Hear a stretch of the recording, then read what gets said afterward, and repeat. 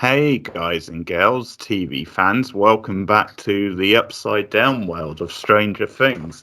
Board now and Rachel McDonald back with you. So this is going to be our review of Stranger Things Season 1, Episode 2, Chapter 2. I'm going to remember the chapters as part of the title as much as I can, and it's got a great title. It's called The Weirdo on Maple Street, which I'm pretty sure is a film reference. I'm sure there's like an 80s film with Maple Street. I can't quite think of the title of the film or something, but it's definitely referencing something like that from the 80s. So very clever, obviously sticking on an 80s thing. So just warning, full spoilers from the start of this review. If you've not seen the episode, we will be getting into some pretty big stuff. The continuing, search for Will. There's also this new thing with the kids finding Al in the woods when they're looking for Will, and there's obviously a connection there which they bring up later in the episode. Then they found Al pretty much in the same spot where Will went missing, because they also find his bike. Hopper finds his bike at one point in this one, so that's another thing. We slowly see Hopper taking things a bit more seriously, or getting more into like investigation type mode.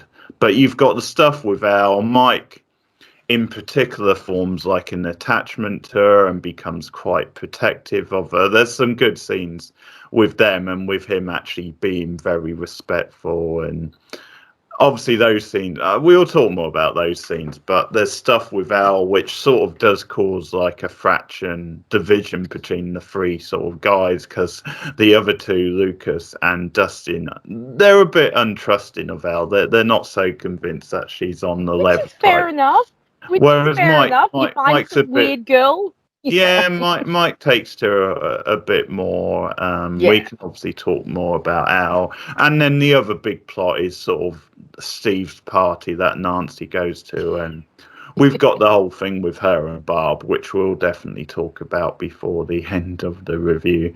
So a fair bit to talk about in this episode, I think. What did you think of episode 2? Again, I remember watching this back in the day and being like, I still have no idea what's going on, but this is really interesting stuff. So yes, I do love, obviously, I love seeing Elle again. I just got so protective. I saw her and I'm like, oh my God, I just want to save her. She's so little and she's so scared. But I do love the way the boy, like Mike, kind of takes her in and makes her feel safe and helps her. I absolutely love when she tells him that her name is 11. You can tell that he knows that there's something not quite right about a human being called 11. But he's a kid, so his kid's suggestion is just very sweetly to be like, well, I'm Mike, short for Michael, so why don't we call you L, short for 11? And she kind of gets, her official name from him.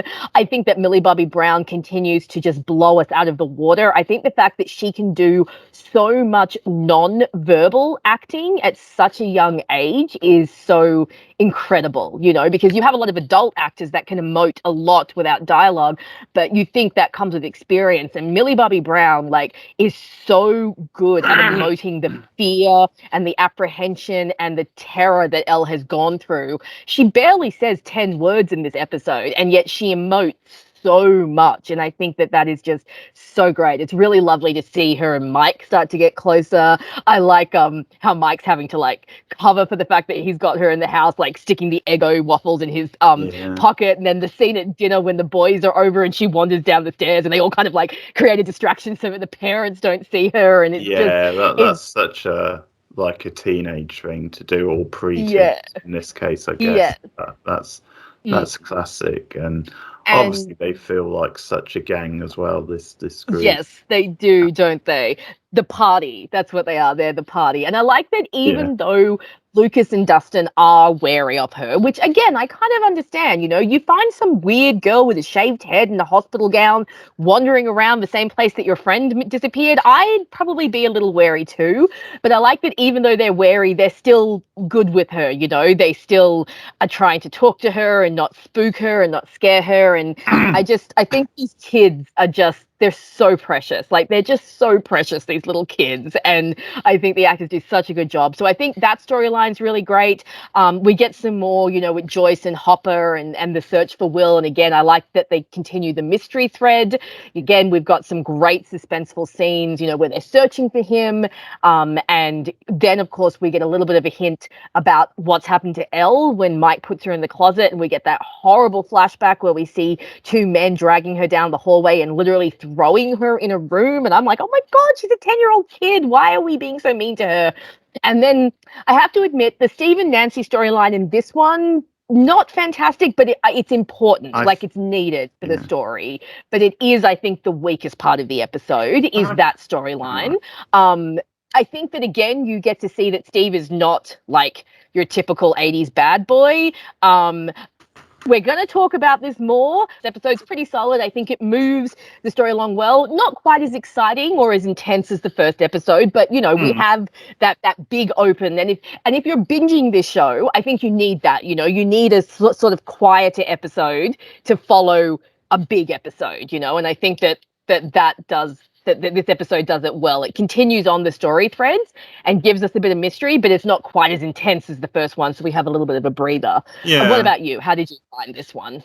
Well, yeah, that's probably right. I think there's a bit more going on with the characters in this episode, and there's a bit more.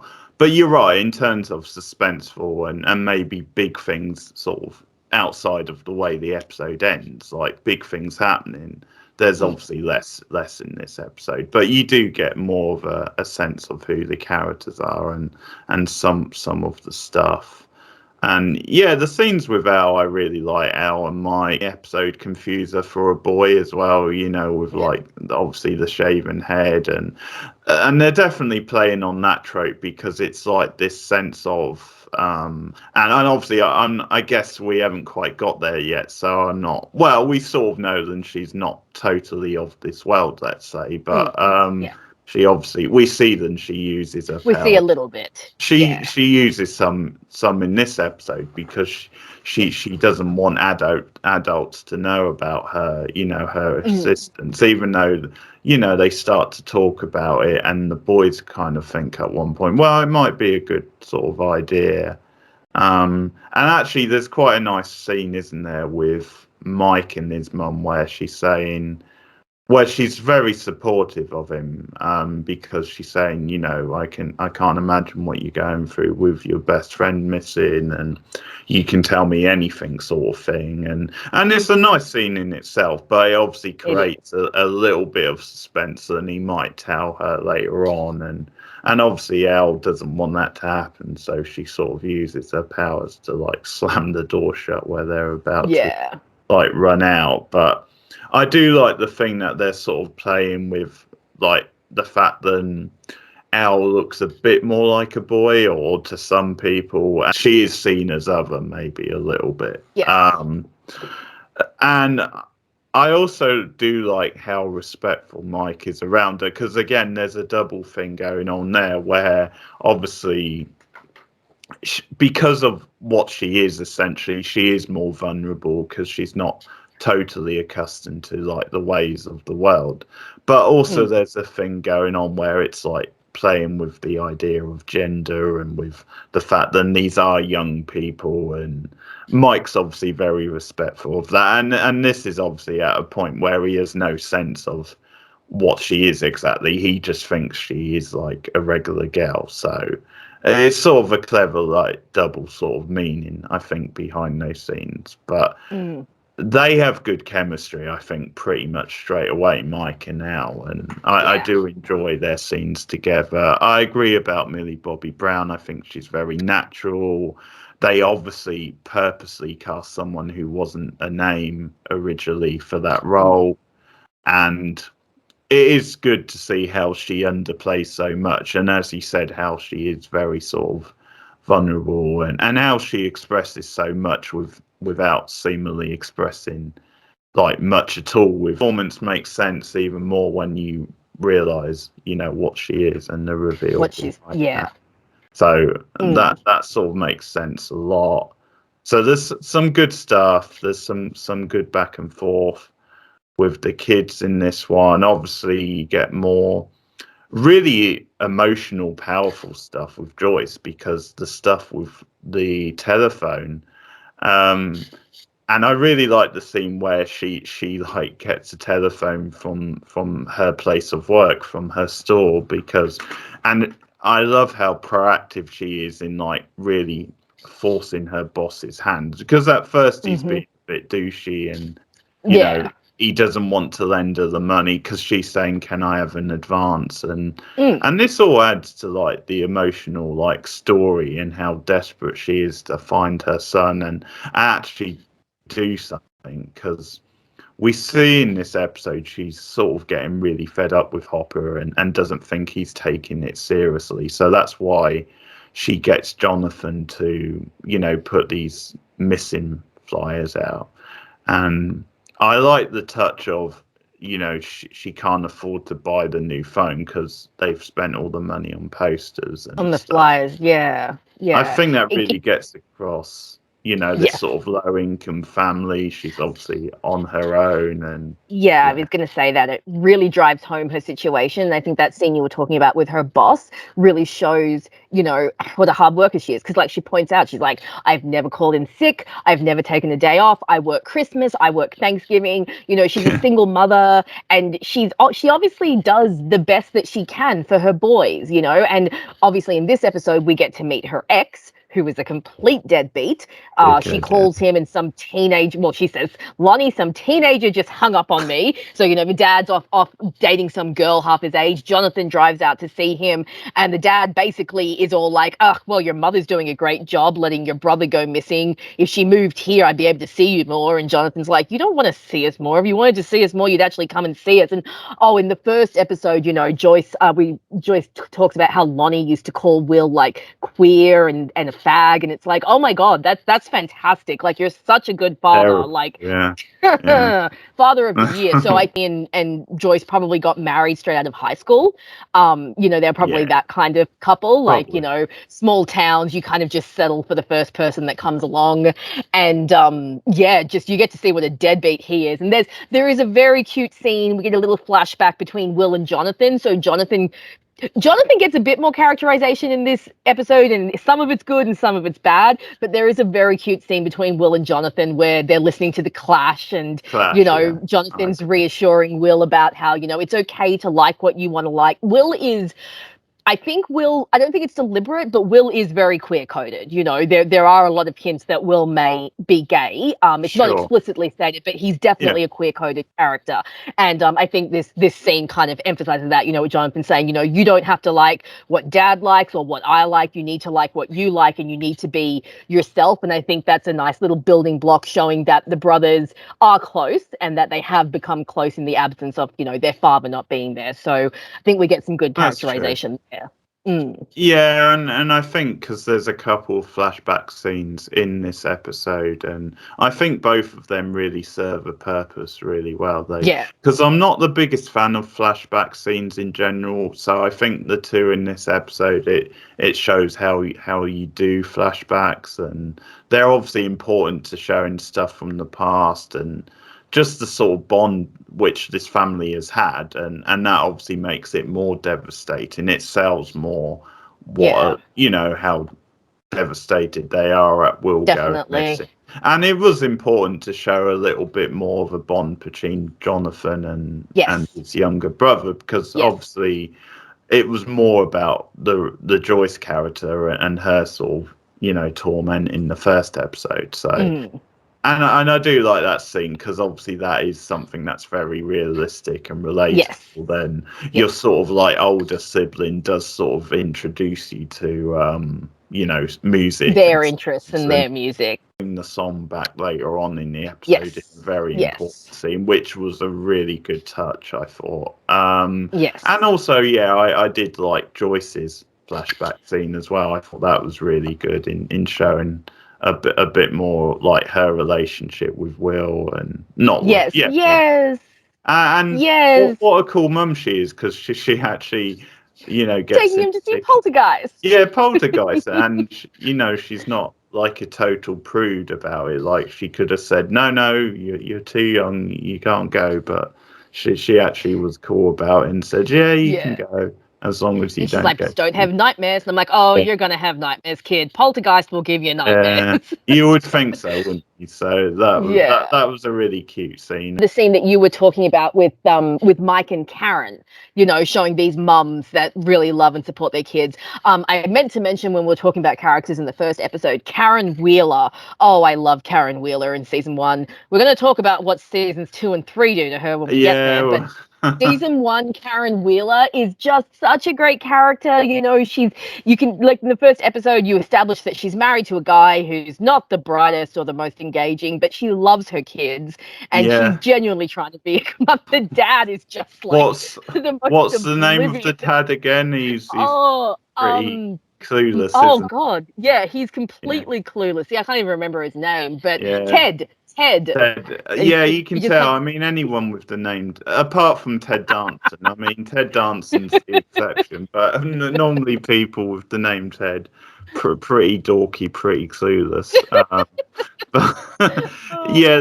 That dinner table scene is really funny, where he's just, almost choking on his like chicken, and he's so casual, isn't he, the whole time, because like she's doing most of the parenting and he just chips in occasionally with language when they're like going back and forth. And there's some good like brother sister stuff with Nancy.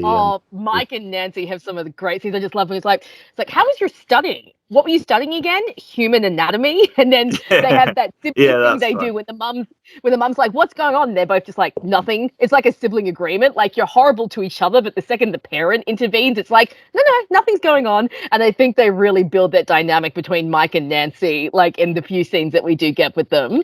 You can tell that they really are siblings. It's really good. They have good chemistry too, I think, those two actors as brother and sister. Yeah, definitely. But yeah, it's good. They do make the stuff with Ted quite funny. But yeah, I do like, actually, I agree with you, because it's another bit of a subversion, and they do make Karen quite a likable parent figure, because she's another one who's set up maybe as maybe not the most likable, but they do actually make her quite likable. Yeah. Enjoyable, and that seems. And she seems to want to be proactive in her children's lives, I get the feeling that maybe they block her out a little bit, but she seems to really want to engage with them. And like you said, that scene where she sits Mike down and she's like, I'm not angry at you for lying. I can't imagine what you're going through. Like, Karen Wheeler she's a great character in this season. And I think you see that really early. She lets Nancy go out. Well, Nancy says she's going to a memorial, but she's not. But she allows her to go out, and I think she's a really great mum. As well was quite a good one. The one about his past with him losing the daughter. His daughter, because that was something I think they hinted at a little bit in the first episode, but I think they say that she died, but we don't find out like how or how long it was. I think he says that's right, because he tells the science teacher who we also love. We've got to mention him as well. Yes, that he says that his daughter lives with her mum in the city, and then someone comes up behind and is all like, yeah, she died a few years ago. It's a search party. So that's good, because that obviously it gives a bit more. It makes him more sympathetic, but also it means that he's a bit more sensitive to what Joyce is going through, because it's obviously a similar situation. So that's right, I wanted to touch on that. So Will is calling his mother, so we get the phone call where she hears it. But this is the episode where, again, we go into kind of the Dungeons and Dragons analogy, and Elle uses the figurines to show that Will is in danger, and she says something like, not safe. And so we get a hint here that Elle not only knows where Will is, that she can somehow contact him, and that will become more important.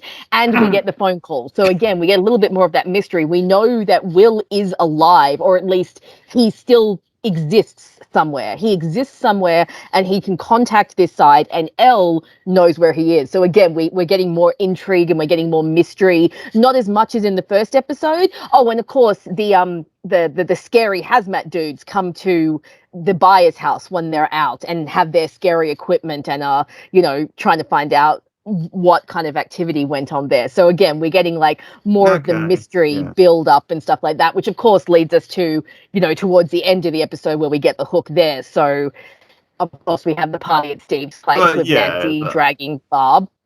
So that was obviously the telephone scene was a good set piece as well. That's Nancy. And now I want to ask you, do you like Barb? Because Barb became like this massive breakout character in this ad, and I don't get it. This is a good point to talk about Barb because of the way the episode ends. And once again, I think it's all part of the subversion, because the way these things tend to play out, the way, like, if you were watching an 80s movie, because obviously Barb is a bit more of like the nerdy type one, and she's obviously not stereotypically as pretty as Nancy, that kind of thing. And there's this thing with Nancy where she's sort of hanging out a bit more with a certain type crowd, and obviously her and Barb are like best friends, and she sort of wants Barb there at the party, but you've obviously got her edging a bit more towards Steve. So there's obviously a subversion there where, if this was a typical like 80s film or something, or one of these things, probably the scenario would be then it would actually be Nancy who would be the short-lived character and sacrificed. And as I said, sex, you can't have sex. Absolutely. So they're subverting that trope. So, but as I said in the first episode, I do like that they don't make Nancy, too much of a stereotypical shallow girl. I think she has that working for her. Now, I don't know if I necessarily would have watched this and thought she was going to die or something, like Nancy I'm talking about. But it's obviously they are subverting the trope type of thing, because obviously, as we said, she does actually grow and have a character arc after this. So, the Barb thing, I don't really get neither, because she's a sacrifice. It is about stakes. And obviously it's more about Nancy's character than it is Barb. It's obviously an important thing, or it's going to be important later on for Nancy's character. So no, it's one of those things in a show like this. You need to create stakes. You have to have like victims and stuff. And obviously, at the end of the episode, it creates a bit of intrigue and mystery. Because obviously another good hook. A similar thing happens to Barb, which appears to have sort of happened to Will, type thing. So it obviously became a big thing on the internet, justice for Barb and what have you. Justice for Barb, yeah.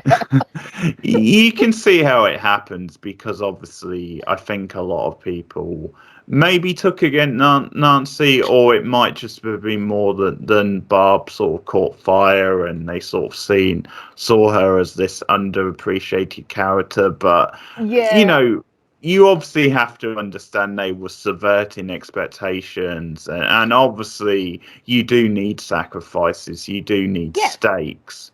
And also it's just a little bit weird because we didn't see much of Barb anyway before. So it's not like... what we did see didn't really give her much development. Sad the way it plays out, but because obviously... Nancy kind of politely tells her, go on home, sort of thing. You can go home now, That's a very teenage thing, I think, to do. A very teenage girl thing to do as well, to drag your friend to a party because you want to, like, hook up with a boy and then telling your friend to, like, bugger off. Like, I thought that was very nicely, believably teenager to do that kind of thing, And you've got Nancy at the party, kind of grandstanding a bit, doing the beer chug, and, acting a little bit kind of out of character. But again, I think Steve is very good with her. I think he's very gentle and he's very nice and really lovely with her. And then in the next episode, we'll obviously see what happens after. I think he's not too bad. I sort of agree with you. Then they don't make him too douchey, because there's a little bit where he, parts where he is a bit douchey, but I agree with that's you. Kind of his persona, like he's a popular guy. With Nancy supporting Jonathan, because when Jonathan's putting the flyers out, and there's a little moment with Steve, isn't it, where like one of the kids they're hanging about with makes a crude remark about like Jonathan and Will. Yeah, and he smacks him and is all like, "Hey, come on." Yeah. Yes. So do you think that's Steve being sincere, or do you think I he's do. doing it for No, nuts? I think he's actually being sincere, because I think there's other behavior in that scene that shows that Steve is not like his friends. Like, his friends are kind of dicks, they make some comments, but I think Steve is, because you see him looking over at Jonathan, and he's the first one, he's like, "Oh man, that's depressing," like, I think he doesn't care like so much, because they're obviously not in the same friend circle, but I think when he whacks his friend and says, don't say that, I think he is being sincere. Okay. What about you? Do you think it's just showboating for Nancy, or do you think he's... Yeah, I mean, you can definitely read it either way, but I think probably give him the benefit of the doubt with that one, because like you said, knowing what we know about Steve and where the character goes later, obviously he does have that arc where he is revealed and he's actually an all right sort of quite a nice sort of guy. So yeah, I think because of that, it sort of makes me probably give him the benefit of the doubt in that scene. Yeah. So Because I love Steve so much, as we review, I may be a little more lenient on him than you are, because I just love Steve Harrington. But I do think in this moment he was being sincere. And I like that scene between Nancy and Jonathan, because, they don't hang out, but their brothers hang out. And when your siblings hang out with, other people's siblings, you do get a sense of like who they are, and you get to know them. And I like that Nancy goes over and she's like, Will's the smart kid. He'll be fine. He'll learn how to take care of himself. I like that. Yeah. And shows the connection. We're all rooting for you, sort of thing. So that's really nice. You're gonna have a problem with the photograph stuff, but what I do like about it is it's a good little subtle way to actually show that Jonathan's going to be involved in this sort of plot. Then he's going to be involved more with Nancy. It's kind of, because obviously it's quite natural the way he's drawn there, because he hears screams and he assumes that it could be Will, because he's looking for Will, sort of thing. I understand that. I might even understand him taking photos when they're by the pool. Maybe he's trying to see something. But why does he take photos of them when they're naked in their bedroom about to have sex? That is creepy. And the weirdest thing is, nothing like that ever comes up with his character ever again. It's like this one weird random thing where he does something really creepy, and then it's never brought up again. Well, not never brought up again, rather. It's more that it never happens again. We never see him do anything that creepy again. So I don't know what the point of this scene was. No.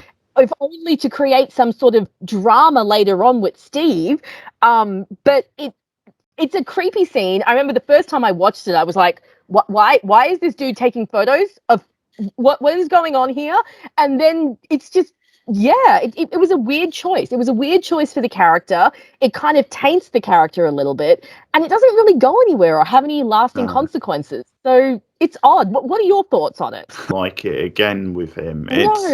It's not like you can either say, well, they're just commenting on like curiosity and this idea of taking photos, and it's obviously the point of it is just to show that he has a bit of a crush, and I guess it's sort of, I mean, because I thought he did actually back out once things were getting serious, like what, because I don't think he actually takes a photo of them naked, I think he gets one of Nancy in her bra, which is kind of creepy.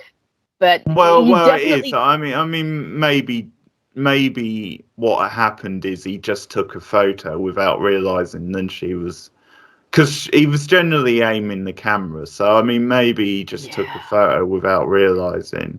It's weird. When we get, because later on in the season we'll see the photos that he takes, so we can talk more about it when he gets there.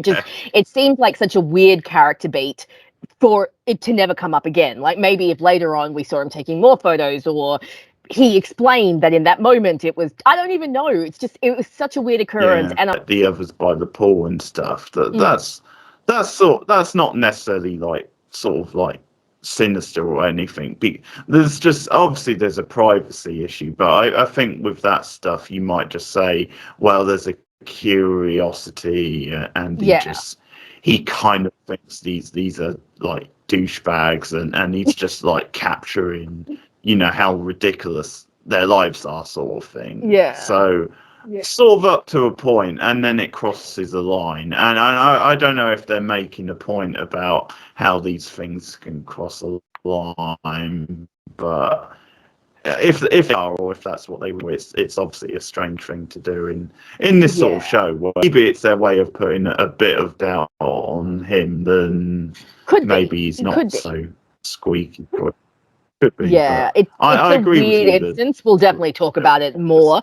Another solid episode. Like I said, not as intense as the first one, but we get some good characterization. We get to build some good dynamics, and we get a little bit more of the mystery. We find out that Elle has powers, that she can maybe contact Will. So again, it's one of those ones where like you don't get the answers that you want, but you're starting to get pieces of the puzzle. Again, it's kind of similar to we were talking about when we recently did Hill House, how you're given all the pieces of the puzzle and you have to kind of put them together. I feel like Stranger Things is similar. We're given all these pieces, but we're not given a clear picture yet. So it's all, you're really intrigued and you want to know what's going on, but you don't quite have all the pieces yet. You're getting them and slowly kind of accumulating them to put together. So I think this was a good follow-on from the first episode and gave us some good groundwork to move forward with the series. So definitely looking forward to rewatching the rest of it. Yeah, the characters so much at this point, and there's a lot of good stuff with like the music and the mood of it and stuff. So you actually don't mind if there's not actually that much story in like an episode. You're just enjoying it so much. And maybe Jonathan is the weirdo on Maple Street. Maybe that is very true.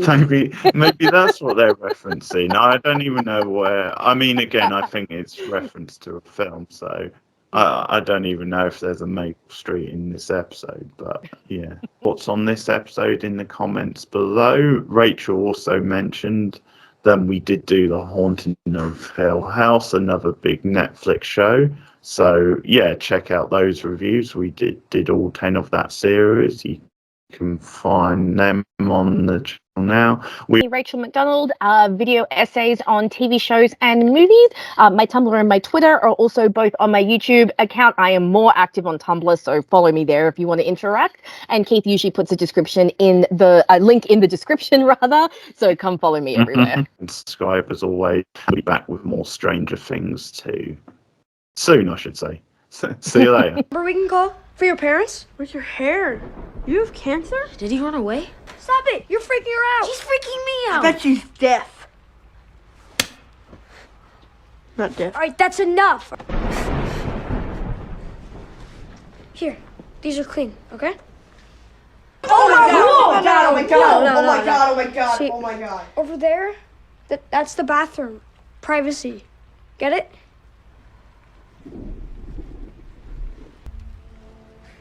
You don't want to close? No. Oh, so you can speak. Okay. Well, how about we just keep the door just like this? Is that better? Yes. Seriously wrong with her. Like, wrong in the head. She just went like...